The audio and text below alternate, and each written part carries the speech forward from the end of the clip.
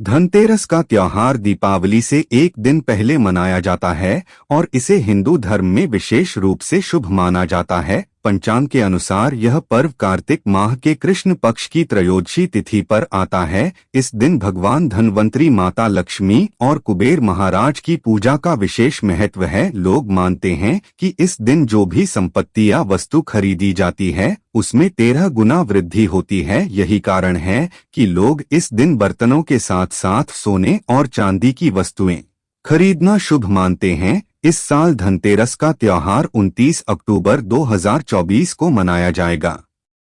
त्रयोदशी तिथि की शुरुआत 29 अक्टूबर को सुबह 10:03 होगी और यह 30 अक्टूबर को दोपहर 1:07 समाप्त होगी। उदया तिथि के अनुसार 29 अक्टूबर को ही यह पर्व मनाना उचित रहेगा। धनतेरस को धन त्रयोदशी भी कहा जाता है और यह 5 दिवसीय दीपावली उत्सव की शुरुआत का पहला दिन होता है। इस दिन लक्ष्मी, गणेश और कुबेर की पूजा करके लोग अपने घरों और जीवन में समृद्धि और शुभता की कामना करते हैं। धनतेरस का महत्व केवल पूजा तक सीमित नहीं है, इस दिन की जाने वाली खरीदारी को भी विशेष महत्व दिया जाता है। लोग सोने, चांदी और पीतल के बर्तन खरीदते हैं क्योंकि इन धातुओं को शुभ माना जाता है। खासकर पीतल का संबंध भगवान धनवंतरी से है, इसलिए इस धातु से बने बर्तन खरीदना आरोग्यता और समृद्धि लाने वाला माना जाता है। इसके विपरीत इस दिन लोहे और एल्यूमीनियम जैसी धातुओं से बनी वस्तुएं नहीं खरीदनी चाहिए क्योंकि इन्हें अशुभ माना जाता है। धनतेरस पर कई लोग सोने, चांदी के आभूषण या सिक्के खरीदते हैं। चांदी के सिक्कों पर माता लक्ष्मी और कुबेर की आकृति होती है, जिन्हें घर लाना बेहद शुभ माना जाता है। यदि कोई सोना नहीं खरीद सकता तो वह पीतल के बर्तन खरीदकर भी लक्ष्मी और बृहस्पति की कृपा प्राप्त कर सकता है। ग्रामीण क्षेत्रों में लोग इस दिन नए धनिये के बीज खरीदते हैं, जबकि शहरी क्षेत्रों में पूजा के लिए साबुत धनिया खरीदा जाता है। धनतेरस के दिन धनिये को लक्ष्मी जी को अर्पित करना और धन स्थान पर छिड़कना शुभ माना जाता है। इसे समृद्धि का प्रतीक माना जाता है, लेकिन ध्यान रखें कि इस धनिये को भोजन में इस्तेमाल नहीं करना चाहिए। पूजा के बाद इसे गाय को खिलाना सबसे उचित माना जाता है। धनतेरस पर कुबेर यंत्र और महालक्ष्मी यंत्र को खरीदना भी बहुत लाभकारी माना जाता है। इन यंत्रों की विधिपूर्वक पूजा कर इन्हें तिजोरी या धन रखने के स्थान पर रखने से घर में धन का स्थायी वास होता है। इसके अलावा इस दिन दीपक जलाने का भी विशेष महत्व है। घर के बाहर यम दीपक जलाकर यमराज को प्रसन्न करने की परंपरा है,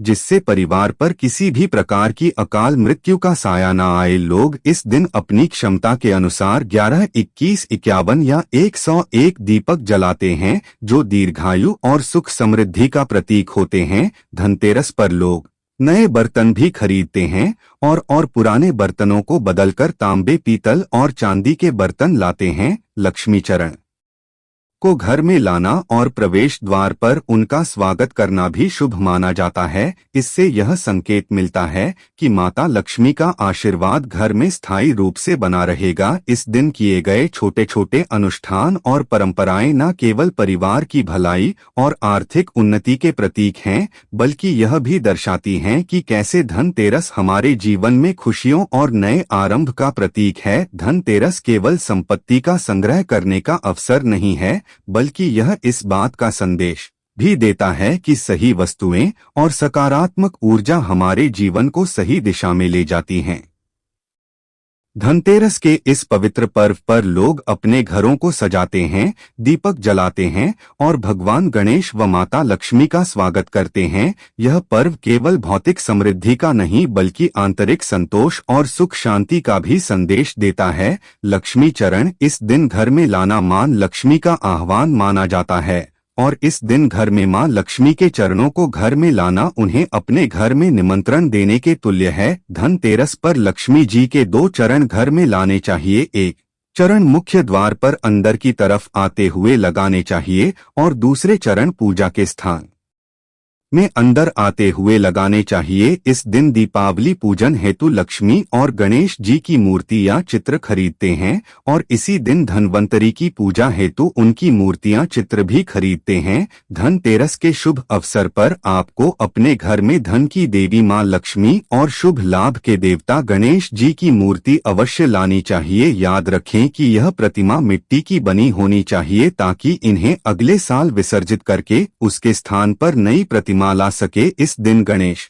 लक्ष्मी की प्रतिमा लाने से आपके घर में सुख समृद्धि का वास होता है। इस दिन पूजा की सामग्री के साथ ही खीर बताशे आदि भी खरीदे जाते हैं। यह घर में खुशियां लाती है। दीपावली के अवसर पर नए चावल की फसल तैयार हो जाती है और इसी धान से खीर तैयार की जाती है। इसलिए धनतेरस के दिन खीर बताशे अपने घर में जरूर लाने चाहिए। ध्यान रखें कि हमेशा नए खीर बताशे ही लाने चाहिए, पुराने रखे खीर बताशे नहीं चढ़ाना चाहिए। नए खीर बताशे धनतेरस पर घर में लाने से पूरे साल आपके घर में धन और धान्य की कमी नहीं होती है। दोस्तों, नमक सबसे आसानी से मिलने वाली चीजों में से एक है। नमक को भीने से आपके घर में सुख समृद्धि का आगमन होगा और यदि आप भूषण खरीदने की योजना बना रहे हैं तो धनतेरस इसके लिए सबसे शुभ दिन है। मान्यता है कि इस दिन खरीदी जाने वाली चीजों में कई गुना वृद्धि होती है,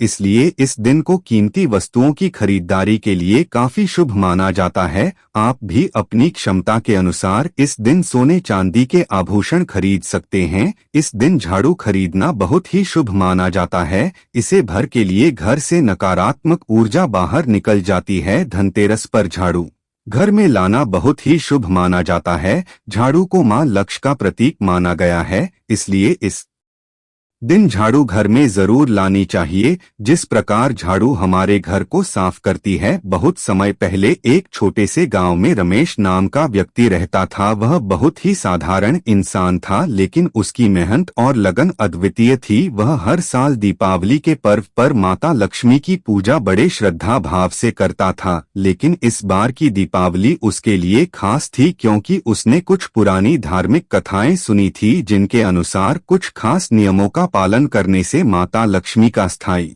वास घर में हो जाता है। दीपावली की रात से पहले ही रमेश ने अपनी पत्नी के साथ पूरे घर की सफाई करवाई। उसने हर कोने को अच्छे से धोया और साफ किया ताकि मां लक्ष्मी उनके घर पधार सके। उसने सुना था कि मां लक्ष्मी केवल उन्हीं घरों में आती हैं जहां स्वच्छता होती है और बुरी चीजों का वास नहीं होता। रमेश की पत्नी ने उसे याद दिलाया कि वह दीपावली की रात को कुछ खास नियमों का पालन अवश्य करें, जैसे कि झाड़ू की पूजा। रमेश को यह नई बात लगी। उसने पहले कभी झाड़ू की पूजा नहीं की थी, लेकिन धर्म ग्रंथों में यह बताया गया था कि झाड़ू दरिद्रता को दूर करता है और समृद्धि को आकर्षित करता है। इसलिए रमेश ने झाड़ू को साफ करके एक सुरक्षित स्थान पर छुपा दिया ताकि कोई उसे देख ना सके। उसने सोचा, अगर मैं सही तरीके से पूजा करूं तो मां लक्ष्मी हमारे घर से कभी नहीं जाएंगी। शाम होते ही रमेश और उसकी पत्नी ने दीपक जलाए घर को रोशनी से भर दिया और लक्ष्मी पूजन की तैयारी शुरू की। उसने ध्यान रखा कि वह 3 चीजें माता लक्ष्मी को अर्पित न करें जिन्हें वह नाराज होकर अस्वीकार कर देती है। यह बात रमेश ने अपने दादा से सुनी थी कि अगर दीपावली के दिन कोई इन 3 चीजों को अर्पित करता है तो मां लक्ष्मी क्रोधित हो जाती हैं और घर से धन संपदा चली जाती है। वह 3 चीजें थी तुलसी के पत्ते, खटाई और कांटेदार फूल। रमेश ने इन चीजों को पूजा से दूर रखा और पूरे श्रद्धा भाव से पूजा की। पूजा के बाद रमेश ने देखा कि उसकी पत्नी कुछ परेशान है। उसने पूछा, क्या हुआ, पूजा ठीक से हो गई है, फिर क्यों चिंतित हो? उसकी पत्नी ने बताया, मुझे लगता है कि हमने कुछ भूल की है। पूजा के दौरान एक सफेद कबूतर हमारे घर की छत पर आकर बैठ गया था, क्या यह कोई संकेत है? रमेश को यह सुनकर कुछ असमंजस हुआ, लेकिन फिर उसने पुरानी कहानियों को याद किया। उसे ध्यान आया कि अगर दीपावली की रात को कोई सफेद पक्षी या जानवर घर पर आए तो यह इस बात का संकेत होता है कि माता लक्ष्मी आपसे प्रसन्न है और आपके घर में उनका वास रहेगा। रमेश ने अपनी पत्नी को समझाया, यह तो बहुत शुभ संकेत है, इसका मतलब है कि मां लक्ष्मी हमसे प्रसन्न है। और हमारे घर में अब सदा सुख समृद्धि का वास रहेगा। उस रात रमेश ने चैन की नींद ली, यह सोचते हुए कि अब उनके जीवन में समृद्धि आएगी। अगले दिन सुबह होते ही उसने अपने सभी दोस्तों और रिश्तेदारों को यह शुभ संकेत बताया। सभी ने रमेश की बात सुनी और उसे बधाई दी। गांव के लोग उसकी इस कहानी से प्रेरित हो गए और दीपावली की रात को वही नियम पालन करने लगे। इसके बाद हर साल रमेश के घर में दीपावली के दिन विशेष पूजा की जाने लगी। झाड़ू की पूजा, सफाई और लक्ष्मी पूजा के बाद वह हर बार देखता कि कहीं कोई शुभ संकेत तो नहीं मिल रहा। एक साल तो उसकी बेटी ने झाड़ू को एक खास स्थान पर छुपाकर पूजा की थी और उस साल रमेश के घर में अप्रत्याशित रूप से धन का आगमन हुआ। उसका व्यापार भी पहले से ज्यादा सफल हो गया। रमेश यह भी जानता था कि कर्ज लेकर दीपावली मनाना गलत है। उसने कभी किसी से उधार लेकर यह पर्व नहीं मनाया। वह हमेशा अपने सामर्थ्य के अनुसार ही पूजा करता था और इस सिद्धांत ने उसे कई बार मुसीबतों से बचाया। धर्म ग्रंथों में भी यह कहा गया है कि कर्ज लेकर पर्व नहीं मनाना चाहिए, क्योंकि इससे समृद्धि की बजाय दरिद्रता का वास होता है। समय बीतता गया और रमेश का परिवार धन संपदा में बढ़ता गया। हर साल दीपावली पर वे सच्चे दिल से मां लक्ष्मी की पूजा करते और हर साल उन्हें मां का आशीर्वाद मिलता। गांव के बाकी लोग भी रमेश के परिवार से प्रेरित होकर उसी विधि से पूजा करने लगे। धीरे धीरे रमेश का नाम पूरे गांव में फैल गया और लोग उसे एक सफल और समृद्ध व्यक्ति के रूप में जानने लगे। रमेश ने यह समझा कि सिर्फ पूजा और नियम पालन से ही समृद्धि नहीं आती, बल्कि सच्चे दिल से की गई मेहनत और भक्ति भी उतनी ही जरूरी होती है। आज रमेश का परिवार खुशहाल है और हर साल वे दीपावली पर माता लक्ष्मी की पूजा करते हैं, यह मानते हुए कि मां लक्ष्मी उनकी भक्ति और सच्चाई को देखकर ही उनके घर में स्थायी रूप से वास करती हैं।